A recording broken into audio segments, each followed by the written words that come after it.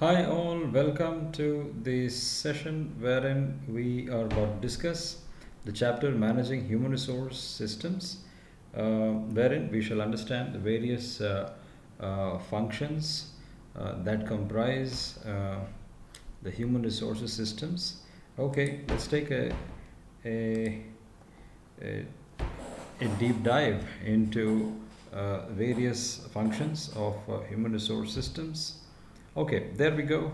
So before we start to access several other chapters of this subject as well as many other subjects of the program, I would suggest all of you to subscribe to this channel so that you will automatically gain access to the content on this channel exclusive for the students of management.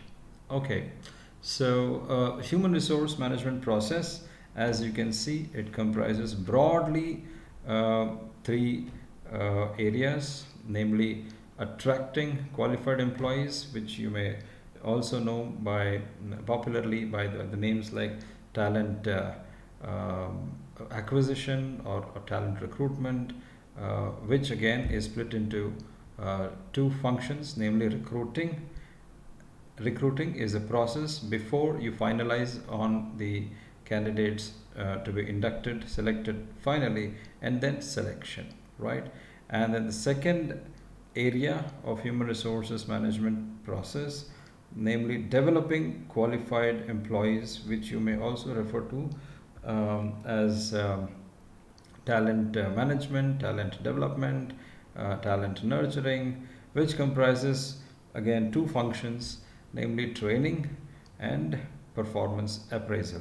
And the third area where human resources management operates is keeping qualified employees, which you may refer to as popularly as talent retention, talent engagement, um, which comprises two functions, namely compensation and employee separation. Of course, is not talent retention; it is the otherwise of talent retention, where an employee is either voluntarily he or she separates from the organization, leaves the organization, quits the organization, or by force, due to circumstances, is asked to leave the organization. Okay, so broadly, that's how human resource management processes operate. Now, let's take a deeper dive into each of these to understand how they function. Finding. So, we are now looking into the first one, that is attracting qualified employees, comprising recruitment and selection. Finding qualified employees. How do you do that? So, in order to find the employees, you need to have a fundamental basis which gives you a very elaborate, very exhaustive, very deep, wide understanding of the job for which you are looking for a candidate. So, this record, this elaborate record, this exhaustive record, which gives you a complete, deep and wide understanding about a particular job, wherein you are trying to you have recorded your minute observations about a job by observing the incumbent, the operator of that particular job, the holder of that particular job on a day to day basis, understanding the cycle time of the job, understanding the various situations that the job might put the person into, various challenges that the job might involve. So all this they will result in a very exhaustive, elaborate record of observations which give a complete understanding of a particular job. And such a record is referred to as job analysis, right? So what is job analysis? Systematic process for collecting information about a job. So a systematic process might happen by interviewing the people who are practicing that job, or by observing the incumbent or the holder of that particular job on a as a job, by shadowing that person and quietly observing the various nuances, various nitty gritty, various features, components of that job, um, or by talking to the experts, right? So these can be various ways of creating a jobs analysis. So that's how you systematically collect the information about a job and create an exhaustive record of a job, which is called as job analysis. So what does it comprise? It includes work activities, relevant tools and equipment needed to carry out that particular job, context of the job, in which context are you working in that particular organization.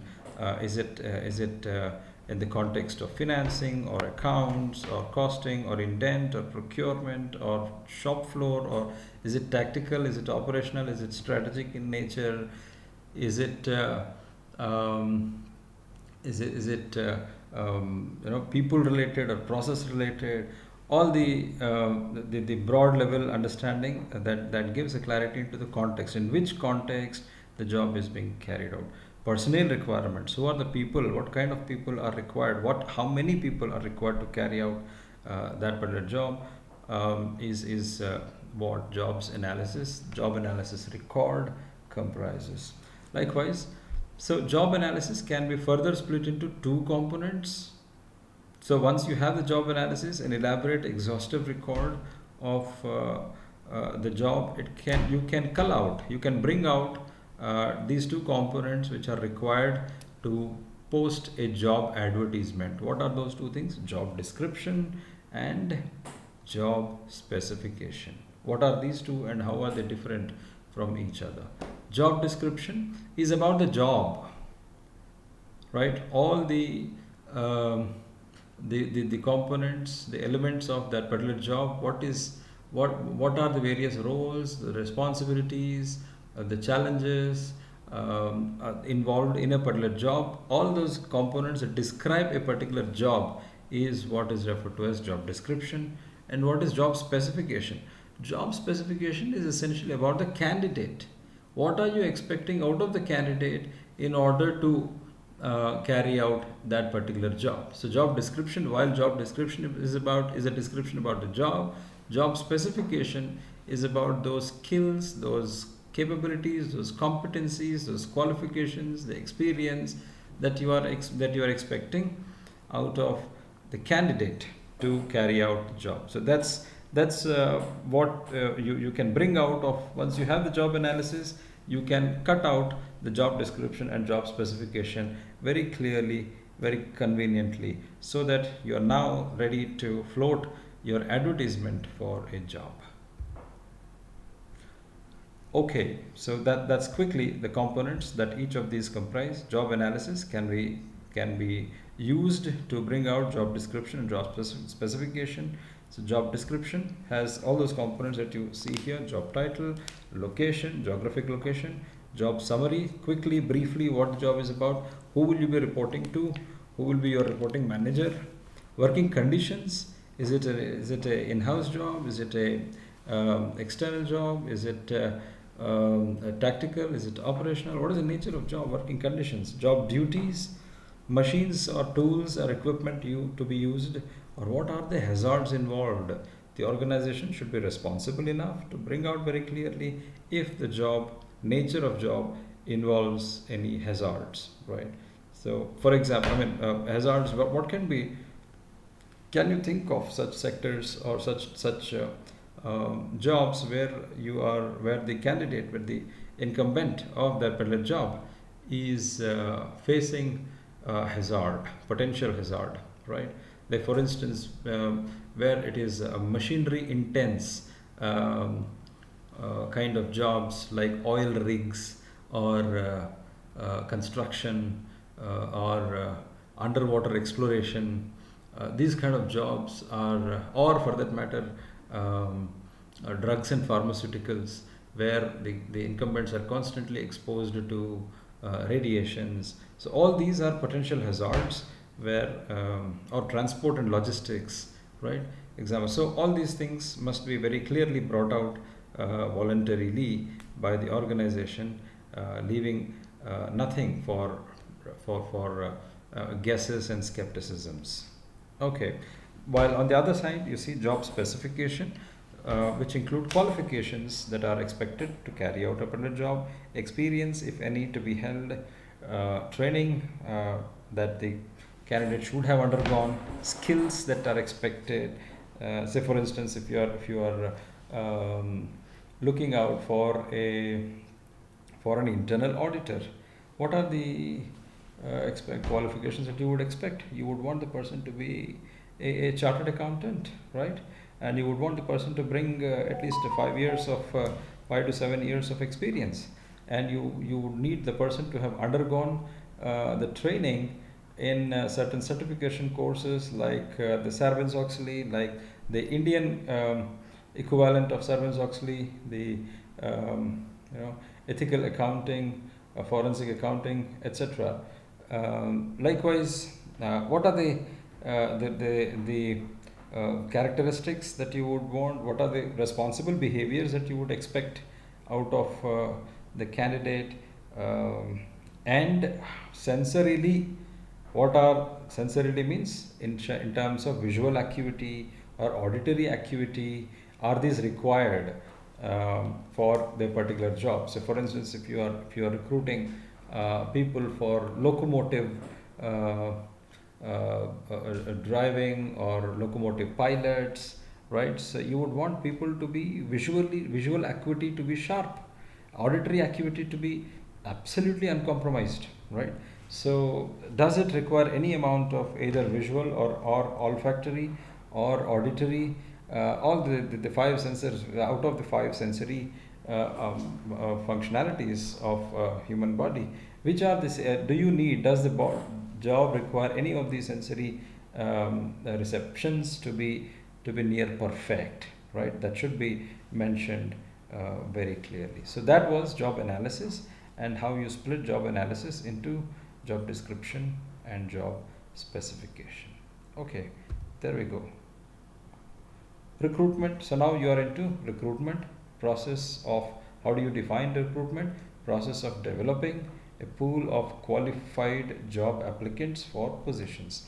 How do you do that? So by this time you would have floated your advertisement, and people would have the potential recruitees, potential employees would have candidates would have come across your advertisement, and um, and then you are now you are about to shortlist. So in this phase, recruitment can be discussed in two contexts. One where you may not want to go for external selection process or the selection process from among the external candidates. You may want to fill.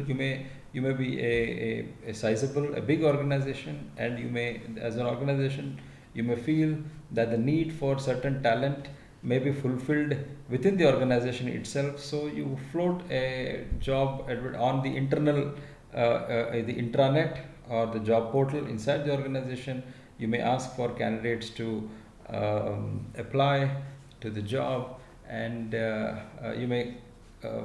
you may start and finish the selection process well within the organization. So that is internal recruitment, where you post the job procedure for uh, job posting, that is a procedure for advertising job openings within the company on the company's portal, intranet portal, or by career pathing, where you, so any responsible organization, big ones especially, will be responsible enough to share a career path for every employee in the organization who joins in certain capacity. Say for instance, you join an organization as an assistant manager. How is the company looking into your future, or making you to look into your future in the next 3 years, 5 years, 10 years, 15 years, 20 years? If I stick on, if I stick on to the same company for 15 years, 20 years, what is the kind of progress that I see for myself? Am I growing? Am I being recognized? Am I climbing up the ladder in the organization or not? So it should not remain a thing of guess or imagination. Ideally, the organization should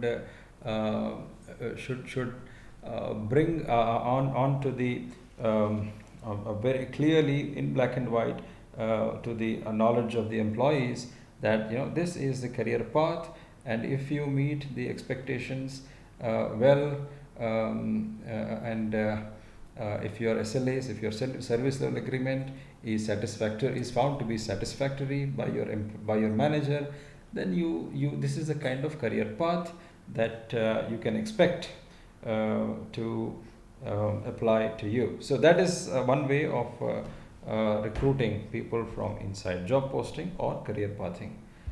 Okay, external recruitment, as you know, as recruitment is popularly known as, where the organization sees the requirement to go out of the organization and find the talent from outside, from open market and various sources. How can you do that? Advertising, as you see, classifieds, jobs, opportunities. You see in various newspapers, various exclusive newspapers, and then additional in newspapers you see, or employee referrals. What do you mean by employee referrals? Employee referrals is where the employees within the organization can suggest the names of the candidates who they think are potential recruitees, or they can fit into the job being offered by the organization. Now, this is based on a belief that when an insider brings somebody from outside, an employee suggests somebody from outside, it is more or less, it is likely to be a reliable, it is likely to be a dependable call, which is why employee referrals is usually is considered a very reliable approach to get talent from outside, because there is some sense of accountability, responsibility on the employee's part to suggest only such people who they find to be fitting very well into the job's description and job specification, right? So that is one way of finding the talent from outside. Walk-ins, you must have heard of walk-ins. The organizations will publish in the newspapers that one fine day there is a walk-in interview, and people might just come in, right? So, and then people visit the venue, and there are interviews, selection processes, and then people. So it's a random call to all those people who think they fit into the job's description and specification, and thus the selections take place. Likewise, employment services. Employment services, when we say it, it essentially means the when there is a third party involved between the organization, the recruiting organization, and the candidate. So these third party services will work with the organizations, and they take up the charge of identifying, which is their full-time job, to identify the talent and keep suggesting to their clients, which is the recruiting organizations. So you may have heard of several firms like Randstad, like Mafo, like ABC Consultants. So these are basically the third party organizations whose job is only to find talent and recommend the talent to the recruiting organization. So such employment services can be one way of fulfilling the organization's recruitment needs. Special events, you may have heard of several such events like job mela, job fairs, where many organizations would get together in a common place, and they call for resumes, applications, and they conduct interviews impromptuously then and there. They conduct interviews, and they find the talent from a common place, right? So that could be one way of finding talent. Internet job sites, obviously you must have heard of many such organizations like Naukri.com, Monster.com, JobsOnline.com, Jobs Ahead, Shine, many such. There are numerous such websites now, which are a pool of applicants and opportunities, and which is kind of window of exchange for both the candidates and the organizations to fulfill the talent requirements, right? Likewise, campus interviews, that is one popular way, where essentially the organizations need freshers from certain streams like engineering, like statistics, like management, Likewise, they go right away into the campuses and they conduct various rounds of selection, which comprise interviews, group discussions, or some kind of aptitude test, or some kind of attitude test, psychometrics, and they finally select the candidate. So those could be various methods of identifying and acquiring talent for fulfilling the recruitment needs of the organization. Okay, next step is selection. So how do you define selection? Selection is by way of shortlisting the candidates and getting them through by applying various instruments of selection.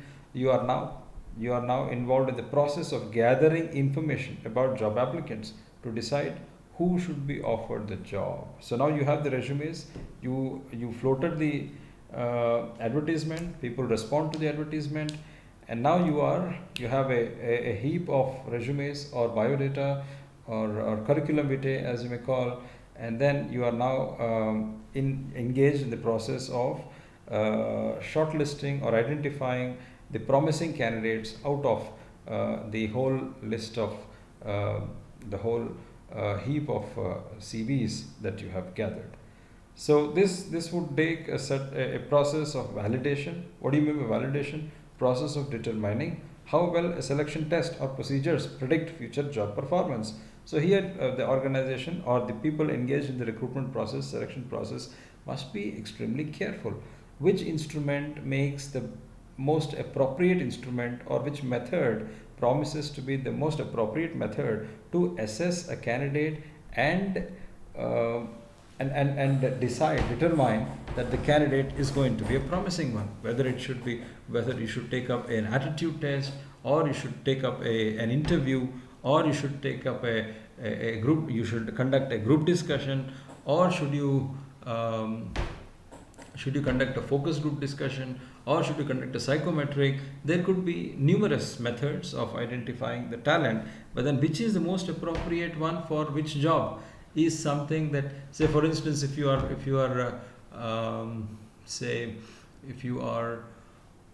recruiting a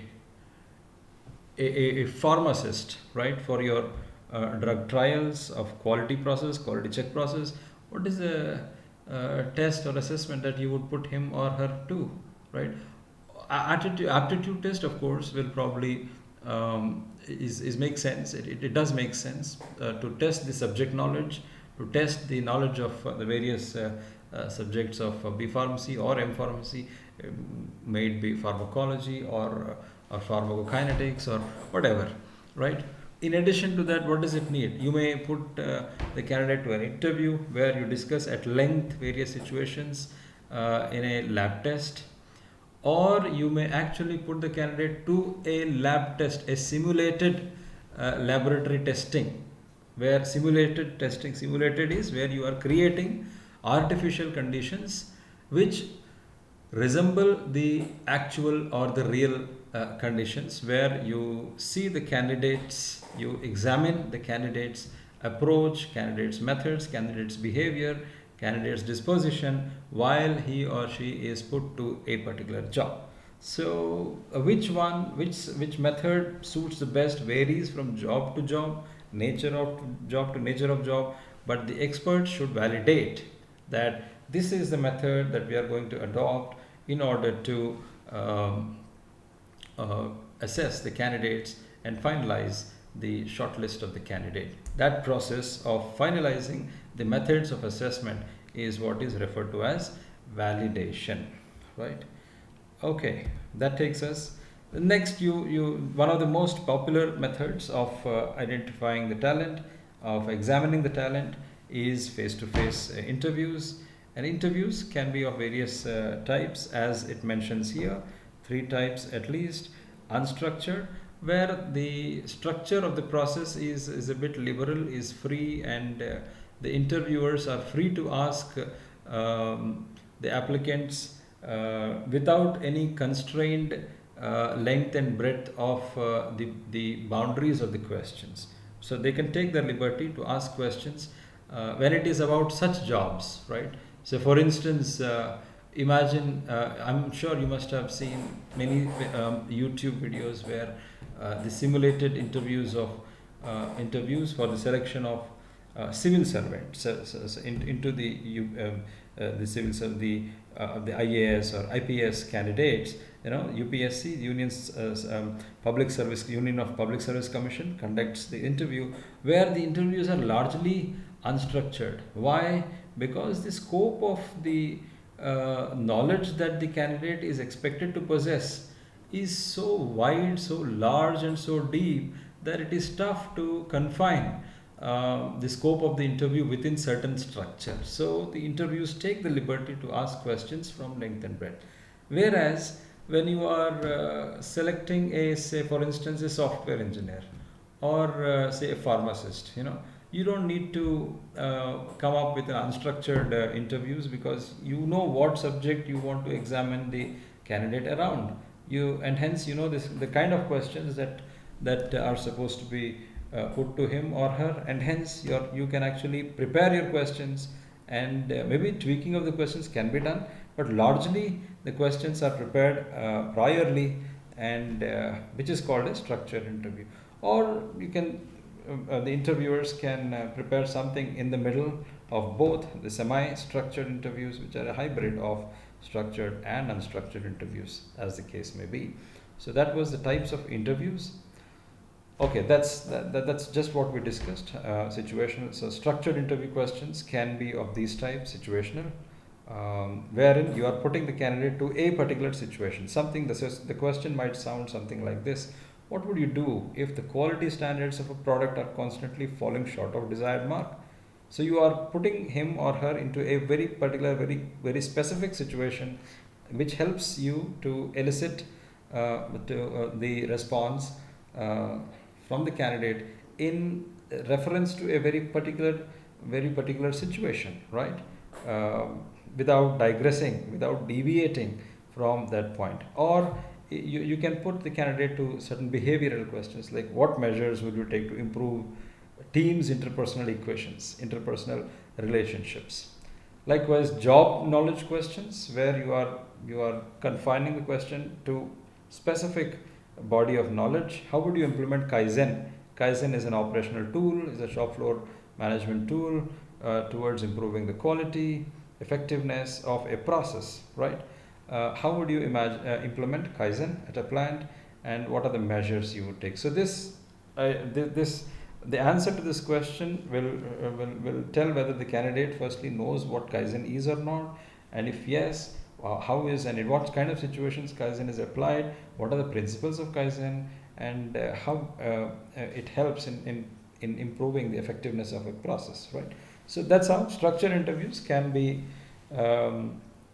designed from these 3 points of view: one, situational point of view; behavioral point of view; and the job knowledge point of view. So that was about the structured interview questions. And then once you're done with the interviews, before you take a final call on whether or not to take the candidates who sound very promising, satisfactory, so despite having delivered a good performance in interviews, it is essential for the organizations to do a references or background check, so that you make sure that the candidate you are inducting into the system is absolutely clean and free of any deviant behavior from the societal point of view. So what could be the various sources of employment, of ensuring the clean track record of the candidate? Employment references, that you can contact the people he has worked with in his previous employment, contacting previous employers or co-workers, so that his ethical conduct, his behavioral conduct, or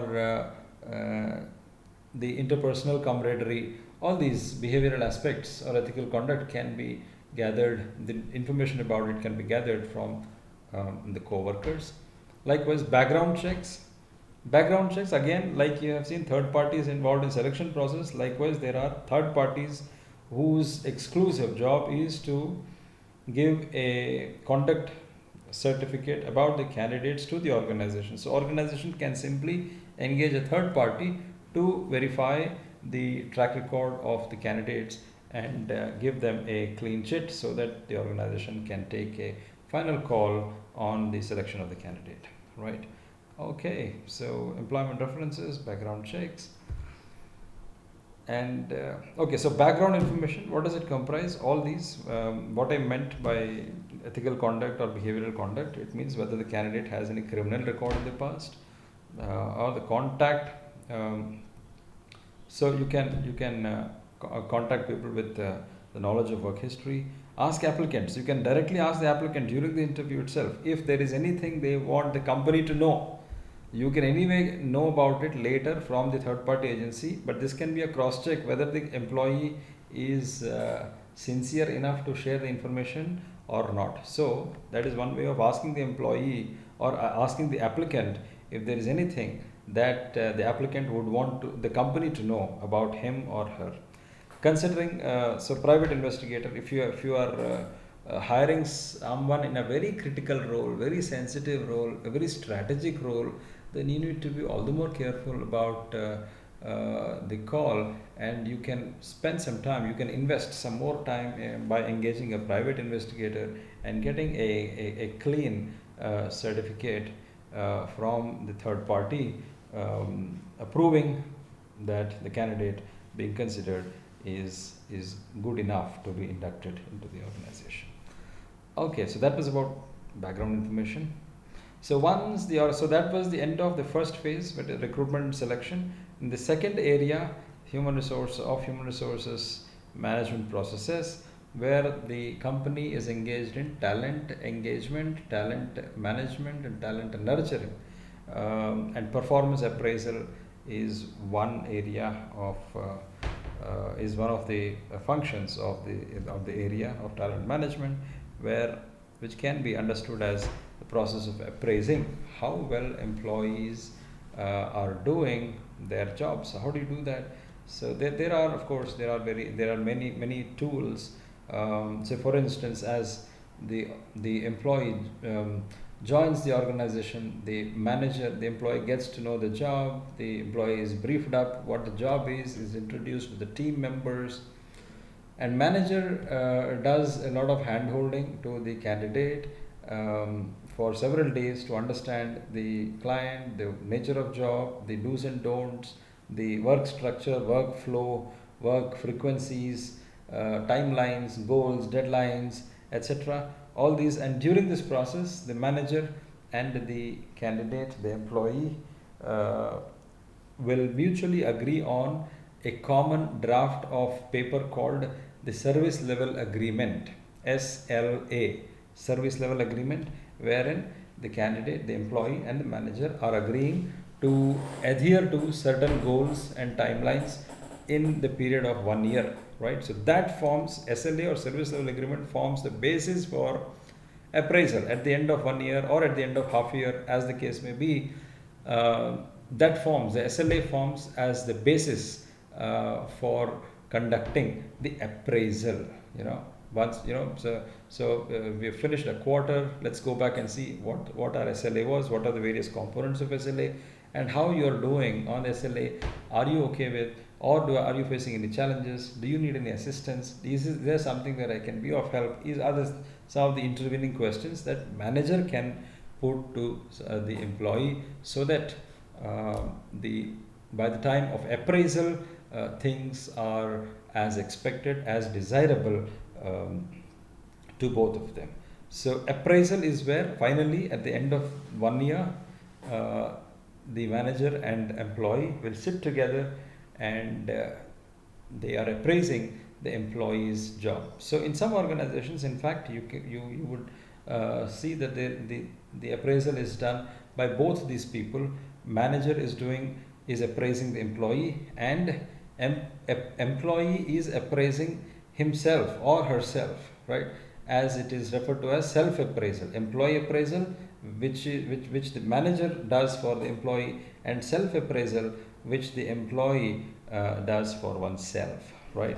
So, and what is the purpose of this dual appraisal, employee appraisal and self appraisal? So that when both are done with the appraisal process, wherein they are filling certain blanks, or they are ranking, employee is ranking himself and manager is ranking, employee is rating. So after the finish of the rating process, the two sheets, rating sheets, evaluation sheets are brought together, and if there is a discrepancy, if there is uh, a gap between what employee feels about oneself and what the manager feels about the employee, then it forms a ground for discussion. Why do you think you rate yourself this much, or why do I think I rate you this much?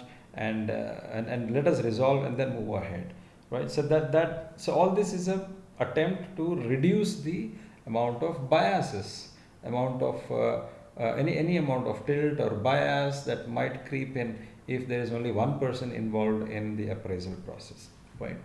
So as you see here, the process of appraisal is identified by these 6 steps, which starts with setting the performance standards. So you have the performance standards first, wherein you clearly communicate that this is the SLA, the service level agreement, and at the end of the year we will use so and so tools. We might use a rating scale, we might use a critical incident method. There are numerous methods of appraisal. You may use a bars, behaviorally anchored rating scales, or so which rating scale, what kind of rating scale are we using as a tool for appraising your performance is clearly brought out. So, and this is what, so you communicate the standards, you communicate the tools to the employee, and you then you communicate the measuring standards, which is what is measuring standard. So what will be the interpretation if you give me a 3.5 on 5, or if you give me a 4 on 5, or if you give me a 3 on 5, or if you give me a 2 on 5? What is the interpretation of each of these scores, and how am I placed in reference to that particular score? Does 4 mean a promotion, or does 3 mean a promotion, or does 2 mean a stagnation, or does 1 mean firing from the organization? What is the interpretation of these things? This must be very clearly communicated, and the measuring standards must be communicated too. And then you compare the measuring standards, as you said, the interpretation of these scores, compare the standards, compare, as you said, as we discussed earlier, comparing the self-appraisal and the managerial appraisal of the candidate, discuss the results. After comparison, you discuss the results, discuss the gaps, discuss the agreeabilities, discuss disagreeabilities, discuss the future, how each of them, how the employee is placed from a future point of view, and then take corrective standards if there are any areas of improvement, or if there is anything to be any further correction or improvement to be taken from the standards point of view, from SLA's point of view, from communication point of view, from managerial assistance point of view. Whichever area needs a correction can be taken by the people in the discussion, and then you set the performance standards. So that's one. Okay, how do you categorize the performance criteria? Performance criteria must be corresponding to the objective. So how do you ensure that the performance measures are objective? They have to correspond to this acronym called SMART. Whatever you want them to perform, it should be specific. It should not be abstract. You cannot say, I need you to do good job. What do you mean by good job? Good is nothing. There's nothing specific in good, right? You need to be specific. By good, what do you mean? I need you to achieve the level of at least 8 on 10, or I need you to come up with a level of perfection where there are not more than 2 errors in every 100 output, something like that. Very specific, and it needs to be measurable. It needs to be quantitatively measurable, right? What cannot be measured cannot be managed. Likewise, it should be actionable. It should be doable right away. It should not be something abstract, unclear, ambiguous. It should be actionable. Likewise, it should be a realistic goal. You cannot simply give some out of the world kind of goal. It should be realistic in nature, right? Likewise, it should be timed. The start and finish time of the job must be mentioned right at the beginning. So it should be specific, measurable, actionable, realistic, and timed, which is what is acronymized as uh, SMART objectives. Whereas subjective, when it is subjective performance measures, where the qualitative performance criteria are clarified to the candidate, when the performance, the nature of the job is qualitative in nature. Say when you have to review a literature work, when you have to review a report, or you're coming out with a report, or you have to review a paper, a research paper. So these are some of the areas where the output is not very easily quantifiable. You need to have qualitative performance criteria in place, which are as clear as the objective ones, so that maybe on the grounds of research, on the grounds of research criteria, research methodology, research framework, or the analysis, the quality of analysis, the quality of conclusions. So those criteria must be, or the language, usage of language. So these must be the criteria that must be clear to result in effective appraisal process. Okay, so that was performance criteria. Now, once you have the criteria set, once you have the standards very clear, you have the appraisal scales. You identify the appraisal scales. These are the rating scales, right? You can see various types of rating scales. First one, as you see, is a graphic rating scale, where you have one sentence, very short and crisp sentence. Quality of work performed is, and you have a scale here, if you see, which is ranging from very poor to very good. Very poor to very good, one which measures in objective 1 to 5, and the other which has a percentage connotation of errors, right?